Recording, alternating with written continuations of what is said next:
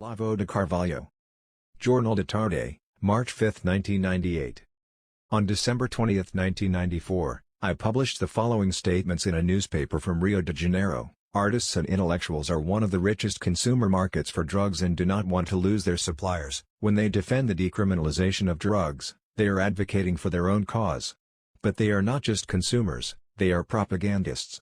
Anyone with a bit of memory will remember that in this country, the drug trend in the 1960s did not start in the lower classes but in universities, theater groups, and circles of psychologists, surrounded by the prestige of an elegant and enlightening vice. The author of these lines was immediately diagnosed as suffering from acute paranoia and complete sociological ineptitude.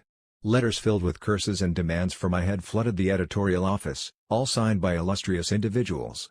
4 years later, a UN document, issued last week, confirms that the little guy was right, that the glamorization of vice is a formidable advertising support for the illicit drug trade, and that any fight against the international drug scourge is doomed to failure if it cannot, above all, persuade those beautiful creatures of modern pedantry, the intellectuals and artists, to control what comes out of their well-fed little mouths. I do not note this to claim myself as a prophet. I note it to record that the intellectual class, a class subsidized with the people's money with the nominal purpose of informing the people about what is happening in the world, has massively forgotten its duty, and when one of its members decides to fulfill it of his own will, the rest fall upon the unfortunate like he is a criminal, a traitor, an adulterer, an evildoer.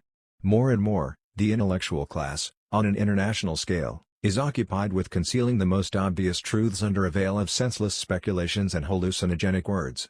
It has become a danger, perhaps the main obstacle to solving all the major ills that afflict the human race. For the intellectual class is the eye of the world, and as Jesus Christ once said, if the eye is corrupted, the whole body is ruined. Paul Johnson demonstrated in a memorable book, Intellectuals, 1988, that the modern type of intellectual, whose first incarnation he locates in Rousseau, he could also have said Voltaire or Diderot, is substantially a habitual liar, an egocentric and immoral pervert, incapable of guiding himself, yet still presuming to guide humanity. In an essay published in 1942, Otto Maria Carpo believed he found the cause of intellectual perversion in the decadence of universities, reduced to professional schools and ideological courses. The illiterate are always right because they are many and occupy a place of elitism, this intellectual proletariat. They read the books and decide the literary successes, criticize paintings and exhibitions, cheer and boo at theaters and concerts, direct the currents of political ideas, and all of this with the authority conferred upon them by their academic degrees. In short, they play the role of the elite.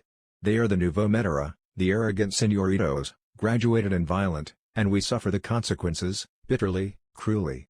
All of this is true, but it is not enough to explain the phenomenon, which comes from the 18th century, predating the fall of universities. The latter is an effect, not a cause. It is part of the general process of secularization of intellectual life, which, while on the one hand had the merit of freeing the intellect from the abuses of ecclesiastical authority, did so at the cost of releasing intellectuals from any moral obligation, granting them, along with healthy freedom, an excessive and limitless authority. For the eye is the light of the body, but it has a natural limit, the reality that surrounds it. The abuse begins when the eye, ceasing to see, begins to invent. And this revolution does not begin with Voltaire or Rousseau but with a man whom no one would call dishonest or perverse. It begins with Immanuel Kant. He was the first who, denying our ability to know reality as it is, simultaneously attributed to the human intellect the power to invent a valid world. With this, he unintentionally replaced the legitimate claim to know with an unlimited ambition for power.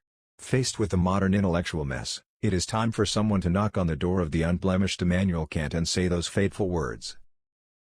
Here, take him. He's your child.